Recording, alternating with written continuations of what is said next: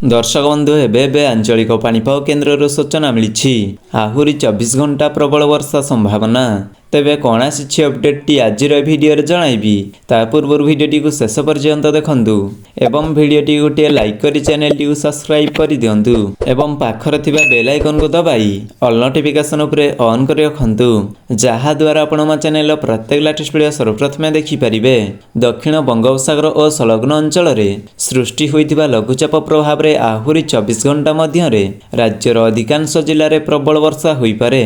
बुधवार पूर्वाह्न सुधा मयूरभंज, केन्दुझर, सुंदरगढ़, झारसुगुड़ा, सम्बलपुर, देवगढ़, अनुगुल, ढेंकानाल, कटक, नवरंगपुर, कोरापुट, कलाहांडी, रायगड़ा, गजपति, बालेश्वर, बरगढ़ और नुआपड़ा जिले में प्रबल वर्षा हेबाकु थिबारु येलो वार्निंग जारी करा जाइछि। परवर्ती 24 घंटा रे सुंदरगढ़, झारसुगुड़ा, सम्बलपुर और देवगढ़ जिले में प्रबल वर्षा होई पारे। ताहाकु दृष्टि रखी येलो वार्निंग जारी करिथिबा सह सतर्कतामूलक पदक्षेप ग्रहण करने जिलापाल मानकु कुहा जाइछि।